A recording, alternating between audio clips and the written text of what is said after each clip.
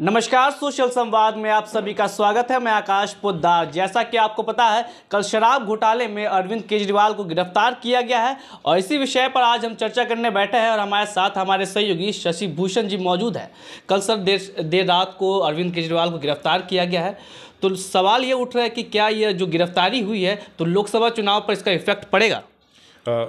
देखिए, इस चुनाव का माहौल है, चुनाव की घोषणा हो चुकी है, आचार संहिता इस देश में लग चुका है, तो जो कुछ भी घटनाक्रम होगा उसको चुनाव से जोड़कर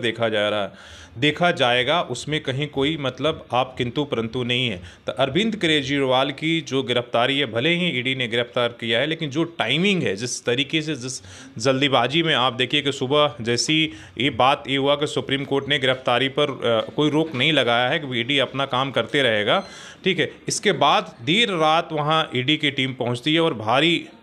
के साथ तो पहले ही लोगों की ये एक तरीके से अंदेशा हो गया था कि आज अरविंद केजरीवाल की गिरफ्तारी हो जाएगी, ऐसा लगता है। और हुआ यही कि देर रात तक ये खबर आ गई कि ईडी जो है अरविंद केजरीवाल को गिरफ्तार कर लिया है। तो आप ये देखिए कि जो टाइमिंग है उसको लेकर, और पूरा विपक्ष इसके बाद जो है पूरा देश से इस तरह के उनके सपोर्ट में ये बातें आने लगी और बीजेपी के लिए जवाब देना ये मुश्किल हो रहा था। देखिए, सवाल तो पूछे जाएंगे कि जब एक तरफ ईडी एक के बाद एक मुख्यमंत्रियों को गिरफ्तार करी,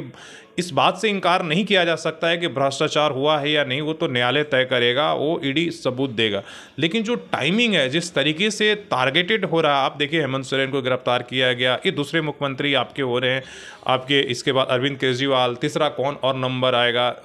आप देखिए कि छत्तीसगढ़ में भूपेश बघेल के ऊपर जो है ऊपर मुख्यमंत्री, उनके ऊपर FIR 10 ईडी ने किया, तमाम तरह की चीज़ें हो रही। तो जिस तरह विपक्ष के ऊपर कार्रवाई हो रही है, विपक्ष के नेताओं को टारगेट किया जा रहा है, और एक तरफ जो पक्ष में शामिल हो जा रहे हैं वही विपक्ष के नेता, उनको अगर उनके ऊपर कार्रवाई नहीं होगी तो सवाल तो उठेगा कि जितनी चीज़ें हुई उसे राजनीति से जोड़कर देखा जाएगा, चुनाव से जोड़कर देखा जाएगा। और इसमें सवाल लोग पूछ रहे हैं कि जब बीजेपी इतना ही कॉन्फिडेंट है, जब 400 पार के नारा दे रही, तो फिर ये तमाम सारे हथकंडे की क्या ज़रूरत है? इसलिए कि आप देखिए कांग्रेस के अकाउंट भी फ्रीज हुए हैं, अकाउंट फ्रीज होते हैं, इधर अरविंद केजरीवाल गिरफ्तार होते हैं, और कई जगहों पर रेड पड़ता है जो विपक्ष से जुड़े हुए या सीधे जुड़े हुए हैं या उनके संपर्क में हैं, वो ठेकेदार हों, नेता हों या व्यापारी हों या बिजनेसमैन हो, अधिकारी हों, तमाम उन लोगों पर कार्रवाई चलती है और पूरे देश भर में चल रहा है। तो ये सवाल तो राजनीति से जोड़कर देखा जाएगा। कोर्ट तय करेगा कि भ्रष्टाचार हुआ है क्या नहीं हुआ है, अरविंद केजरीवाल कितने गलत है या सही हैं, वो एक अलग तर्क है। लेकिन अभी जब देश में राजनीतिक माहौल है तो ये सवाल पूछे जाएंगे और हर चुनाव के हर गली चौराहे और ए पर बहस होगा। कुछ पक्ष में लोग बोलेंगे, कोई विपक्ष में, तो ये बातें तो एकदम होगी ही होगी। सर, इधर जो अरविंद केजरीवाल की गिरफ्तारी हुई है और झारखंड के परिप्रेक्ष्य में बात करें तो मुख्यमंत्री चंपई सोरेन ने भी कहा कि जानबूझकर विपक्षी को परेशान किया जा रहा है क्योंकि चुनाव का समय आ गया है। और क्या इफेक्ट पड़ेगा सर झारखंड में भी इसका? देखिए, झारखंड के जो मुख्यमंत्री हैं उस घटनाक्रम को अपने आप से रिलेट, इसलिए कि झारखंड में अभी 1 महीने का भी वक्त नहीं हुआ है जब झारखंड के मुख्यमंत्री को जिस तरीके से नाटकीयता के साथ जो है, पहले उन्हें राज्यपाल भवन हो जाते हैं, फिर इस्तीफा देते हैं और उसके बाद वहीं से हिरासत में ईडी ले लेती है, रातों रात सरकार बदलती है। तो झारखंड दिल्ली के साथ जो JMM है वो आम आदमी के पार्ट अपना जो दर्द जो है उस बात को समझ रहा है, इसलिए कि वो खुद उस चीज़ों से गुजर चुका है कि क्या। हालांकि यहाँ दोनों में डिफरेंस ये है कि हेमंत सोरेन पहले इस्तीफा देते हैं, इसके बाद ईडी उन्हें हिरासत में लेती है, लेकिन अरविंद केजरीवाल ने कोई इस्तीफा नहीं दिया है और उनकी पार्टी ने कह दिया है कि अरविंद केजरीवाल इस्तीफा नहीं देंगे, वो जेल के अंदर भी मुख्यमंत्री बने रहेंगे। अब आगे की क्या होता है कि उस पर क्या जो वहाँ के LG हैं, उपराज्यपाल हैं, वो क्या फैसला लेते हैं, क्या सरकार को भंग कर देते हैं या वो अनुशंसा करते हैं कि वहाँ भी राष्ट्रपति शासन लागू हो, तो बात की बात है आगे की। हालांकि कहानी यहीं तक ख़त्म नहीं होगी, हमें लगता है अभी आगे बहुत कुछ होने वाला है और इस चुनाव के दौरान अभी और कुछ भी देखने को मिलेगा। सड़कों पर दिल्ली के अंदर आपको प्रदर्शन भी मिलेगा, शोर भी मिलेगा, इसलिए कि जैसे ही कल आप देख रहे थे कि अरविंद केजरीवाल की गिरफ्तारी हो रही थी, कांग्रेस के जो दिल्ली कांग्रेस के नेता थे वहाँ पहुँचे थे, संदीप दीक्षित वहाँ पहुँचे थे, अरविंदर सिंह लवली पहुँचे थे, तमाम लोग वहाँ पर पहुँचे थे अपना ये सपोर्ट दिखाने के लिए कि विपक्ष के नेता इसके खिलाफ हैं और सभी एकजुट हैं। तो इसको लेकर, इस बात से लेकर विपक्ष अब हर चुनाव में इस बात को लेकर पहले भी कह रहा और अभी भी कह रहा। राहुल गांधी का भी ट्वीट आया था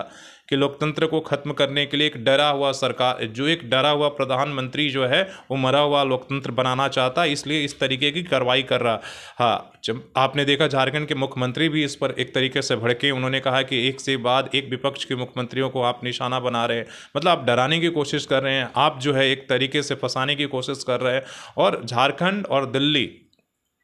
हालांकि दोनों के जोग्राफिकल और वहाँ के पॉलिटिकल ज़रूर अलग अलग हैं, इसलिए कि यहाँ एक संवेदनशील स्टेट है, और यहाँ हालांकि जिस तरीके का दिल्ली में माहौल है यहाँ पर नहीं है, इसलिए कि यहाँ भले ही हेमंत जेएमएम के जो मुखिया हेमंत सोरेन गिरफ्तार हो गए, लेकिन उनके वोटर, उनके कार्यकर्ता आज भी उनके साथ एकदम समर्पित हैं, और उन्हें कोई भी जो है फ़र्क नहीं पड़ता इन बातों से। लेकिन दिल्ली में कुछ और माहौल है, लेकिन जो है एक तरीके से बीजेपी ने इसी बहाने विपक्ष को एक होने का एक तरीके से मौका दे दिया है, और उनको ये सोचने पर मजबूर कर दिया है विपक्ष को कि आगे हम किस तरीके से सर्वाइव करेंगे अगर ये माहौल रहा, एक के बाद एक अगर विपक्ष के नेताओं की अगर गिरफ्तारी होगी तो हम किस तरीके से चुनाव में जाएंगे, हम किस तरह से जनता के बीच में जाएंगे। इसलिए कि उनका सारा रास्ता, जिस तरह से वो बार बार आरोप लगा रहे हैं कि मीडिया एक तरफ मीडिया को दबा लिया है, एक तरफ सरकार ने अपने में कर लिया है, दूसरी तरफ देखिए ईडी सीबीआई तमाम जितनी केंद्रीय एजेंसियां उनका इस्तेमाल आप एक कर रहे हैं, तो एक तरफ आप अकाउंट फ्रीज कर ले रहे हैं, तो तमाम जितनी संवैधानिक संस्थाओं उस पर आपने कर लिया है। वैसे में विपक्ष किस तरीके से करेगा, लोग कहाँ आवाज़ उठाएंगे, एक संकट का मतलब उनके लिए एक समय हो गया। लेकिन अब उन पर सवाल है कि इस घटनाक्रम को विपक्ष कितनी मजबूती से इस चुनाव में उठा पाता है, समझा पाता है। इसलिए जब वो समझाने और उठाने की बात आती है तो वो उस तरीके से, जिस तरीके से बीजेपी इन चीज़ों को, इस भ्रष्टाचार को, गिरफ्तारी को जस्टिफाई कर पाती है, उस तरीके से विपक्ष नहीं कर पाता है। सर, और कुछ सवाल है कि ईडी की कार्रवाई क्या अभी कंटिन्यू रहेगी? अगर कंटिन्यू रहती है तो और अगला किसका नंबर होगा, और झारखंड में किसका होगा? देखिए, लोकसभा ये अब ये कहना पहले होता था कि चलिए चुनाव हो गया तो अभी कुछ ऐसा नहीं होगा, लेकिन अब तो ये परंपरा बन चुका है कि चुनाव के दौरान लगातार विपक्ष के नेताओं के घर पर, उनके जो नज़दीकी लोग हैं, बिजनेसमैन हो, ऑफिसर हो, ये कार्रवाई चलती रही है। आप विधानसभा चुनाव में भी देखिए, तो लोकसभा में आपको नहीं, जिस तरीके से ईडी जितने तेज़ी से एक्टिव है, तो आगे कार्रवाई ये होती रहेगी। आप जैसे हमने कहा कि छत्तीसगढ़ में भूपेश बघेल के ऊपर ये हुई है, आप देखिए राजस्थान में पहले से ही जो कांग्रेस के मुख्यमंत्री थे, उनके नज़दीक अशोक गहलोत, तमाम लोगों पर ईडी के रडार पर है। तो विपक्ष के आज के कोई भी ऐसा नेता नहीं है जो उनके रडार पर नहीं है, उनके नज़दीकी लोगों पर कार्रवाई नहीं हो रही है। और झारखंड में भी आप देखिए, अभी तो तत्काल अभी कुछ दिन ही हुआ है, लेकिन अभी भी देखिए इसके बाद भी कार्रवाई कहाँ रुकी है। 2 दिन पहले ही जो पूर्व मुख्यमंत्री हैं, उनके जो प्रेस सलाहकार हैं पिंटू, उनको बुलाया गया था, कुछ अधिकारियों से बात अभी पूछताछ हुई है, तो कार्रवाई लगातार चल रही है। चुनाव के दौरान और तेज़ होने की कोशिश है कि ज़्यादा जो विपक्ष के लोग हैं वो मूवमेंट नहीं कर पाएंगे और इसी कार्रवाई में ही उलझ के रह जाएंगे। वो लोगों के पास ये भी नहीं, तो कार्रवाई होने वाली है, लेकिन अब ये जनता